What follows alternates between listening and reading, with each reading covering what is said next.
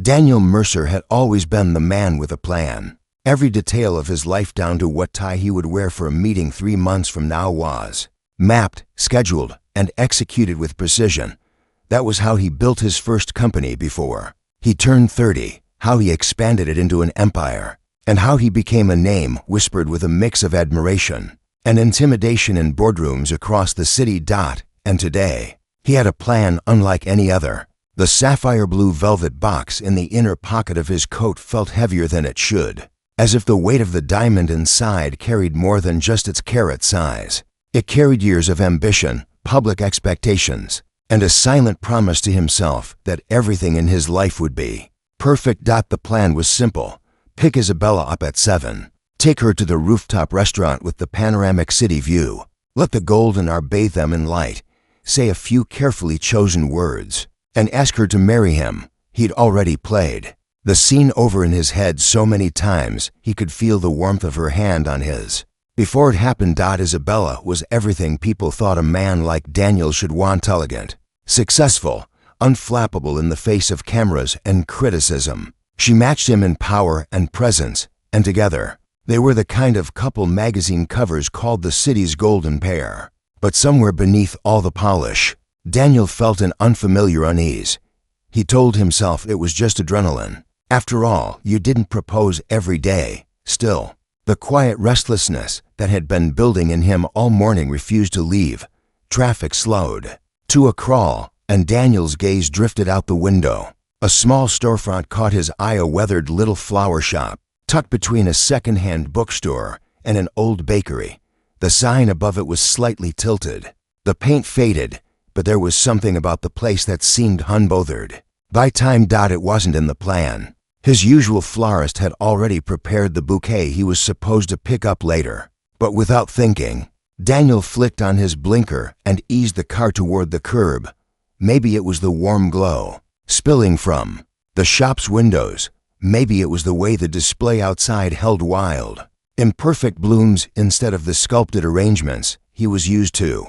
Or maybe, though he'd never admit it, he just needed a moment away from the perfection he had built. The bell above the door chimed as he stepped inside. The air smelled of damp earth and jasmine, wrapping around him like a memory he couldn't quite place.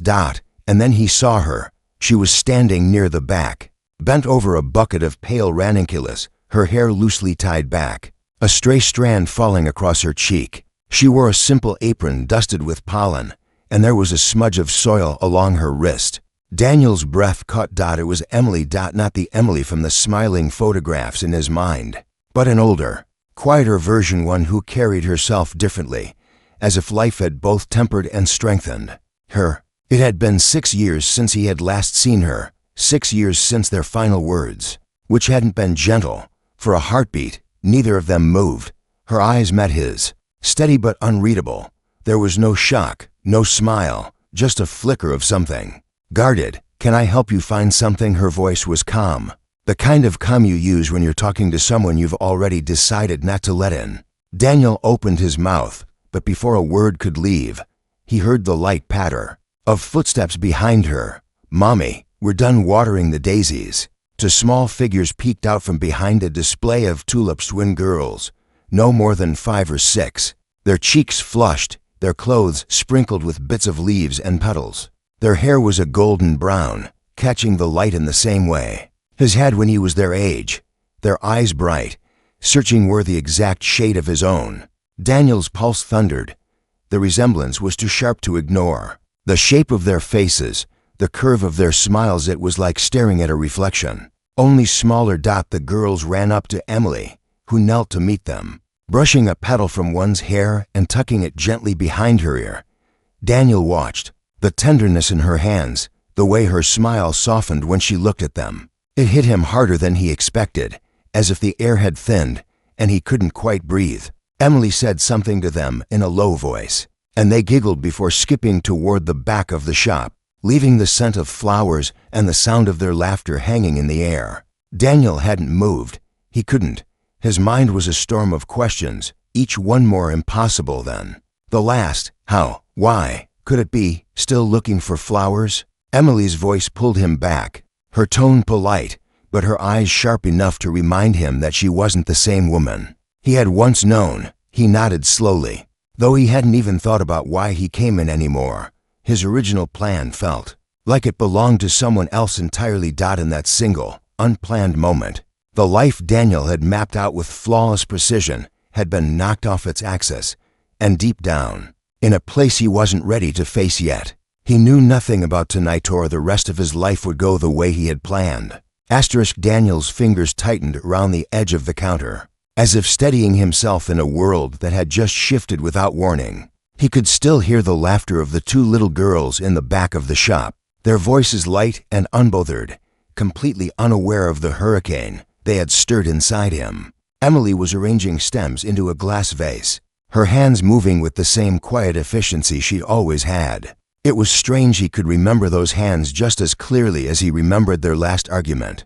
Back then, they had been clenched into fists, gripping her keys so hard the metal had left marks on her skin.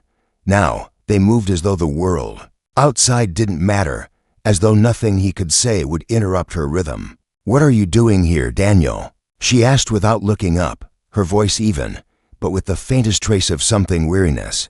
Maybe he almost told her the truth, that he'd been on his way to propose to someone else, that this stop wasn't supposed to happen, that seeing her again was like being yanked backward in time and dropped into a place he'd tried to erase. But the words wouldn't come, just "needed flowers," he said instead, the light tasting strange in his mouth. She gave a small nod, sliding a lily into place. "Then you came to the right place." He wanted to ask about the girls. Every nerve in him was screaming to demand the truth, but a part of him, maybe the part that still remembered how easily she used to walk away when she'd made up her mind, knew that if he rushed this, she'd shut the door before he could even get a foot inside. That the silence between them was heavier than the scent of the flowers. In the background, he heard the faint clink of glass and the whisper of water being poured, the sound of the twins finishing some chore in the back. He finally forced himself to speak. "They're beautiful." That made her glance at him, just briefly. "Thank you." Her tone was guarded, but there was a flicker in her eyes, something caught between pride and caution. "They look like..." He stopped himself. Emily set down the vase and met his gaze directly for the first time since he'd walked in. "Careful, Daniel," she said softly. "Not everything is meant for you to know." It was such a precise hit, sharp but controlled, that he felt himself step back without realizing it. She had changed. The Emily he remembered had been quick to cry, quick to forgive. This one had walls high enough to scrape the clouds. He didn't know why, but instead of making him angry, it made him want to know more. The bell above the door chimed as a customer entered, and Emily turned away, her smile instantly warming for the older woman who stepped inside. She chatted about roses and watering schedules while Daniel stood there like an intruder, his thoughts twisting into knots. Every moment he stayed felt dangerous, not because he was afraid of her, but because he could feel his carefully planned life cracking. Isabella's face flashed in his mind, but it felt far away now, like a photograph left in the sun too long. When the customer left, Emily walked past him toward the back, pausing just long enough to say, "If you want something, you should decide soon. We close in 15. He followed her with his eyes as she disappeared into the back room, the sound of her voice blending with the twins' laughter again. He should have left, taken the moment for what it was, an unexpected encounter, nothing more, and gone back to the path he had chosen. But Daniel Mercer didn't leave questions unanswered. And those girls, their faces were questions he couldn't ignore. He waited until Emily came back, carrying a tray of small potted plants. "I need to know," he said quietly. She didn't look at him. "You need to buy flowers, Emily." He stepped closer, lowering his voice. "Are they?" Her eyes locked on his, and the warning there was unmistakable. "Don't finish that sentence." For a moment, neither of them moved. It felt like standing on a frozen lake, both of them knowing that if one of them pressed too hard, the ice would crack. Finally, she sighed, setting the tray on the counter. "Why now, Daniel? After all this time?" "Because I wasn't supposed to see you," he admitted, "and I wasn't supposed to see them. But I did, and now I can't stop thinking about it." Her expression softened for a fraction of a second, just enough for him to see the echo of the woman he had once loved. "Some truths don't change the past," she said. "They only make it harder to live in the present."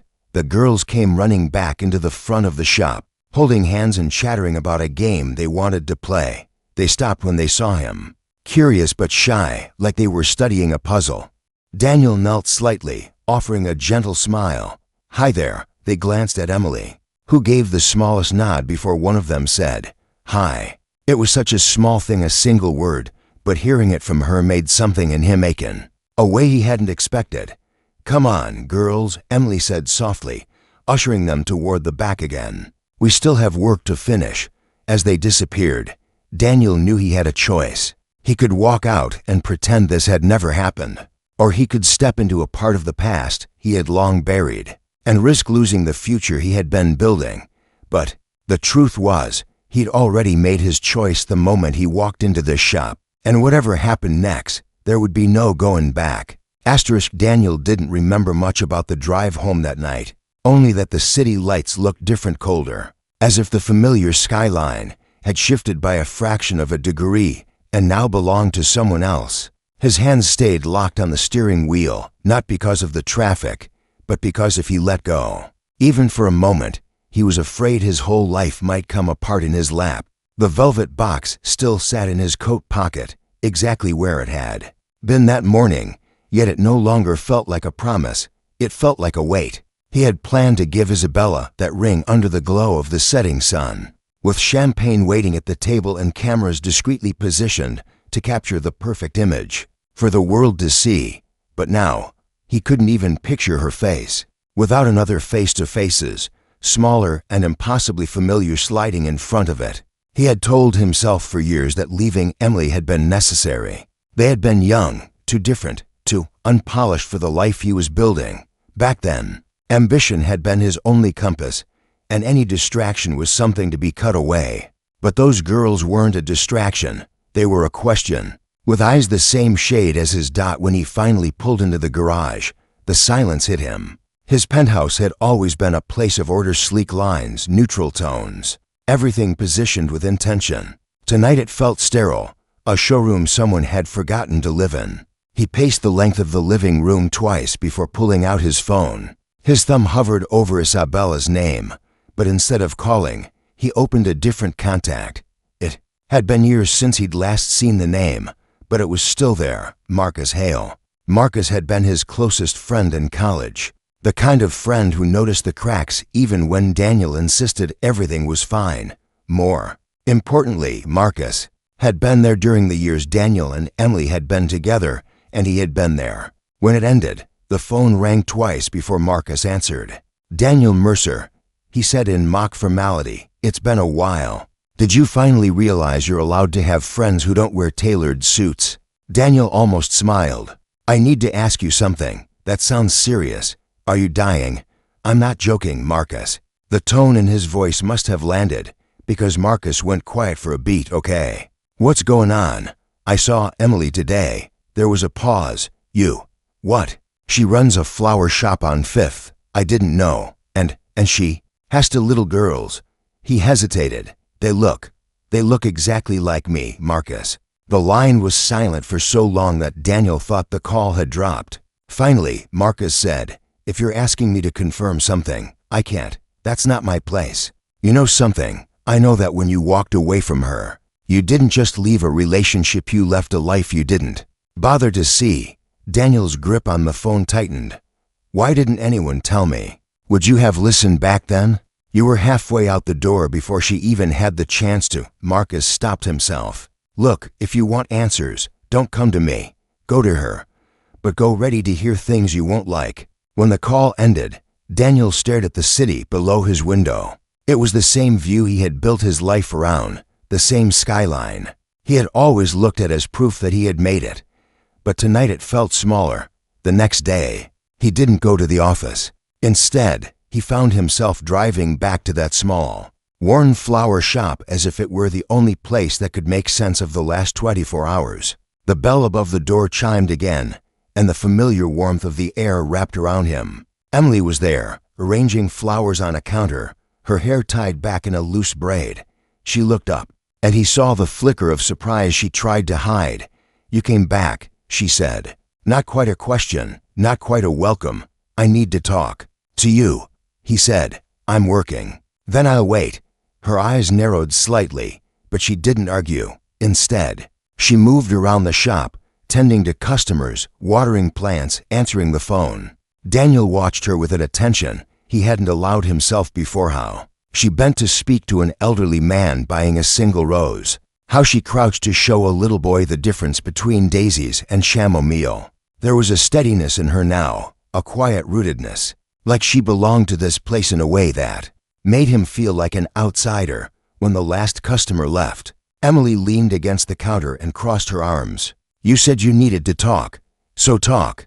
"They're mine, aren't they?" His voice was low, almost careful, as if the words themselves might break something. Her expression didn't change, but her eyes darkened. "And if they are, then I want to know them. I deserve to know them." She shook her head slowly. "Deserve? You think because you showed up here one afternoon, you suddenly deserve something?"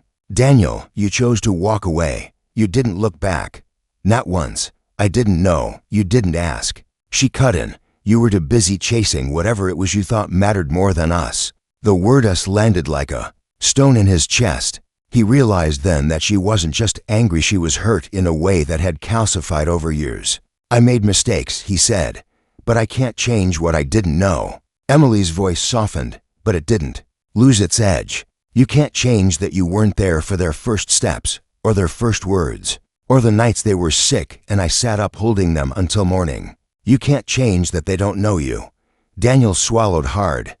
"Then let me start now." She studied him for a long moment, and in her eyes, he saw the battle she was fighting between protecting the life she had built and opening the door to the man who had once broken it. Finally, she said, "If you want to know them, you'll have to prove you're not just passing through.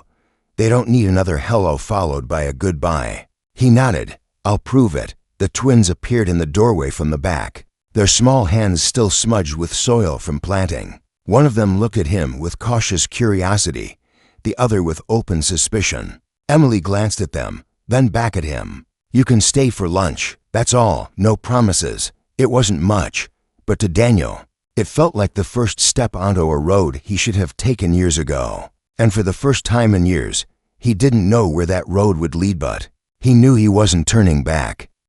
Daniel followed Emily through a narrow hallway that opened into a small kitchen. At the back of the flower shop, sunlight streamed through the wide window above the sink, casting a warm glow over the worn wooden table in the center of the room.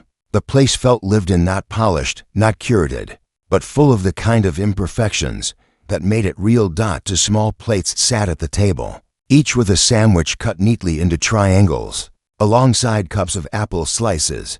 The twins sat in their chairs, swinging their legs under the table as if they couldn't wait for something more exciting to happen. When they noticed Daniel step in behind their mother, their movements slowed. "This is a friend," Emily said, placing a subtle emphasis on the word. "He's going to join us for lunch today." The girl on the left gave him a cautious nod. The one on the right didn't move at all, just stared at him like she was trying to figure out if he was part of a game she hadn't agreed to play. Daniel pulled out a chair at the far end of the table, careful not to crowd them. "Thanks for letting me join," he said, his voice softer than usual. Emily slid a plate in front of him, just a simple sandwich, but it felt strangely significant, like an offering he hadn't earned yet. She sat opposite him, between the girls, her posture a quiet barrier. "What's your name?" the girl on the left finally asked. "Daniel," he said. The girl on the right tilted her head. "That's a grown-up name." He smiled. "Well, I am a grown-up. That doesn't mean you have to have a grown-up name," she replied, matter of fact. Before taking a bite of her sandwich, Emily hid a small smile behind her cup of tea. Daniel caught it, and for a moment, it was like the air shifted lighter, easier. "Do you work with Mommy?" the first girl asked. "No," Daniel said, shaking his head. "I just met her again." Again, Emily cut in quickly. "We used to know each other a long time ago." The girls seemed to accept this, though Daniel could tell they were storing it away, like all children do, for later examination. Lunch passed in small bursts of conversation. The twins asked him if he liked animals, if he could whistle, if he knew how to ride a bike. He answered each question honestly, and to his surprise, they seemed to weigh every answer as if it mattered. At one point, the more curious twin leaned forward. "Do you have kids?" Daniel hesitated. "No, I don't." The girl frowned slightly, like she was disappointed by the answer. Her sister kept watching him, as if she were trying to decide whether she believed him. Emily cleared the plates after the girls finished, sending them to the back room to wash their hands. When they were gone, she turned to him. "You're trying too hard," she said quietly. He blinked. "I thought I was being careful. That's the problem. You're used to selling yourself, closing deals. These are children, Daniel. They don't care about perfect answers, they care about real ones." Her words hit harder than she probably intended. He realized she was right. Every conversation he'd had in years had been part of a strategy, an interview, a pitch, a negotiation. But with the twins, there was no strategy that could matter. When the girls returned, Emily announced it was time for her to restock some shelves out front. She left the three of them alone at the table. The air shifted immediately. Without their mother there, the twins were freer, but also more openly skeptical. "Why are you here?" the quieter twin asked. Daniel thought about lying. He thought about making it sound like a casual visit, but Emily's voice echoed in his head. Real answers. "I wanted to see your mom," he said, "and I wanted to see you." "Why?" "Because I think you're important." The curious one leaned forward again. "You don't even know us." "Not yet," he said, "but I'd like to." They exchanged a glance, one of those silent conversations children have that somehow communicate entire paragraphs. Then, without warning, they both jumped up and ran toward the back door. "Come on," one of them called. Daniel followed them outside into a small, fenced garden behind the shop. It was nothing extravagant, just a patch of earth, a wooden bench, and rows of flowers in various stages of bloom. The twins darted between the rows, showing him which flowers were the happiest, which ones liked to be sung to, and which ones were grumpy because they didn't get enough water. He listened. He asked questions, and for the first time since he'd walked into the shop yesterday, he felt the heaviness inside him ease. By the time Emily came out to check on them, one twin was showing him how to plant a seedling without hurting its feelings, while the other was laughing as he tried and failed to whistle like a bird. Emily's eyes softened for just a second before she looked away. "We have work to finish," she called. The girls groaned but obeyed, running past her into the shop. Daniel stood slowly, brushing soil from his hands. "You're good with them," she said. Almost reluctantly, he gave a small shrug. "They're easy to be good with." Her gaze held his for a moment, searching, as if trying to decide whether to believe that. Then she turned toward the door. "Don't make promises you can't keep, Daniel. Not to them, not to me." He followed her inside, knowing she was right, but also knowing he'd already made a promise to himself. He wasn't going to disappear this time, and deep down, he suspected Emily could already see that in his eyes. Daniel didn't wait for an invitation the next day. He just showed up, not at the same hour as before, but earlier, catching the shop in its quietest state. The streets were still damp from last night's rain, and the faint smell of bread drifted from the bakery next door. Emily was behind the counter, tying a ribbon around a bouquet. She looked up when the bell over the door chimed, her hands pausing for a fraction of a second before continuing. "You're persistent," she said.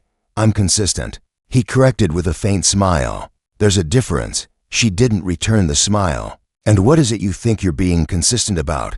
"Showing up," he said simply. Emily set the bouquet aside. "For how long?" "As long as it takes." Her eyes held his for a moment, as if she were trying to gauge whether he even knew what that meant. Before she could answer, the twins appeared from the back, each carrying a small potted plant. "You're here again," the curious one said, as if it were both a surprise and a test. "Guess I am," Daniel replied. "I figured you might need help with your garden today." The quieter twin tilted her head. "You know it's not your garden." "Right, I know," he said, "but maybe I could borrow it for an hour." That earned him a reluctant smirk before they set the plants on the counter. and began chattering to Emily about which ones needed new pots. Daniel just listened, trying not to make the moment about himself. When Emily finally sent the girls to the back room, she turned to him. "You don't have to keep coming here, Daniel. You have a life outside of this shop." "I used to think I did," he said. "Now I'm not so sure." She didn't respond, but he could see something shift in her expression, like she didn't know whether to be annoyed or intrigued. Out over the next week, Daniel returned every day. Sometimes he brought lunch, sometimes he came just to watch the twins play in the garden. He didn't push, didn't ask the questions burning in his mind, didn't try to claim anything. He simply stayed, letting his presence speak for itself. It was a slow change, but the girls began to meet him halfway. They would run up to tell him about something funny they'd seen, or ask if he knew how to make paper boats. The first time they laughed at one of his jokes, he felt an absurd rush of relief, like he'd been holding his breath without realizing it. One afternoon, as they sat in the garden planting marigolds, the curious twin asked, "Do you live far away?" "Not too far," he said. "Could we see it?" He hesitated. "Maybe one day." The quieter one was kneeling beside him, pressing soil around a plant. Without looking up, she asked, "Why do you come here?" Daniel paused. The easy answer would be to say he liked their company. The harder truth was that being here was the first time in years he'd felt like he belonged somewhere without having to earn it. "Because you make me want to," he said. The girls didn't reply, but they didn't need to. They went back to planting, their small hands moving with quiet confidence. Later that evening, after the shop closed, Daniel lingered while Emily locked the front door. She walked past him to gather a few stray vases from the tables, speaking without looking at him. "They're getting used to you," she said. "That's good, isn't it?" "It's dangerous," she replied. He stepped closer. "Why?" "Because if you leave, they'll feel it," she said. "And I don't know if they could understand why someone who says they care just stops showing up." He swallowed. "I'm not going to stop." Emily finally met his eyes. "You've said that before to me." The words stung, but he didn't argue. Instead, he said, "Then let me prove it to them and to you. Give me the chance you didn't before." She studied him for a long moment before saying quietly, "We'll see." The next day, Daniel arrived with something new, a kite. The twins' faces lit up when he showed it to them, and within minutes, they were running across the small park a few blocks away, the kite swooping and diving above them. Emily sat on a bench, watching, her arms folded but her expression softer than usual. Daniel ran alongside the girls, helping them guide the string, laughing when the kite dipped low. For the first time, he wasn't thinking about what he had to say to earn their trust. He was simply living in the moment. When the sun began to set, they walked back together, the twins holding his hands without hesitation. Emily noticed but didn't say anything. That evening, as Daniel left the shop, one of the girls ran to the doorway. "Will you come back tomorrow?" she asked. He crouched down to her level. "Do you want me to?" She nodded. "Then I will." Emily stood behind her, watching silently. She didn't stop him, didn't remind him of the risks. She just let the moment pass between them like something fragile and new. And for the first time, Daniel felt like maybe, just maybe, he was starting to be part of a story he'd once walked away from, but now couldn't imagine losing again. The rain had been falling since dawn, steady and unbroken, painting the streets in silver reflections. Daniel stood outside the shop with his coat collar turned up, his breath curling in the air, staring through the glass at the warm light inside. He could see Emily arranging flowers at the counter, her movements deliberate, almost precise, as if keeping her hands busy would keep her thoughts from wandering. The twins were in the back, their small laughter occasionally slipping through the quiet. He hesitated before opening the door. Something about today felt different. He could feel it in his chest, that slight tightening that warned him he was about to hear something he wasn't ready for. Still, he stepped inside. Emily looked up immediately, not the slow, cautious glance she usually gave him, but a direct look, steady and unreadable. "You're early," she said. "I didn't want to waste the day." Her lips curved into something that wasn't quite a smile. Sometimes you can't stop that from happening. Before he could ask what she meant, the twins came running out, one holding a paper boat, the other a half-eaten cookie. They greeted him the way they always did, without hesitation, without judgment, and for a moment, the unease in his chest eased. He knelt to their level, asked about the boat, let them chatter about how they'd made it float in a puddle behind the shop. But even as he listened, his eyes kept finding Emily. She wasn't rearranging flowers anymore. She was just standing there, watching them, her expression caught between warmth and something heavier. When the girls ran to the back again, she said quietly, "We need to talk." Daniel straightened, his pulse quickening. "Now, yes." Before they come back, she motioned toward the small table near the window, and he followed her there. Rain streaked the glass beside them, blurring the world outside.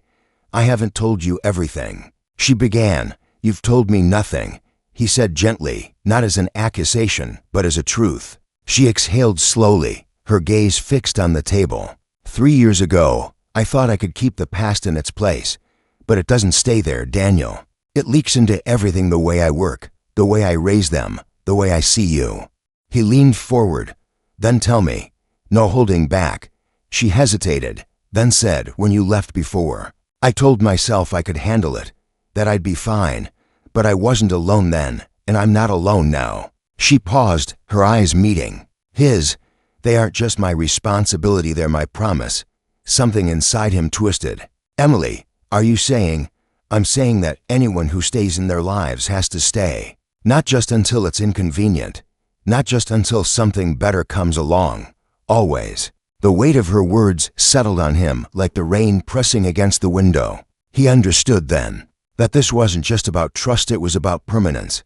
"I'm not going anywhere," he said, his voice steady. "I thought you knew that by now." "I've heard those words before," she replied, "and I believed them once." He wanted to argue, to tell her he was different now, but before he could, the twins' laughter rang out again.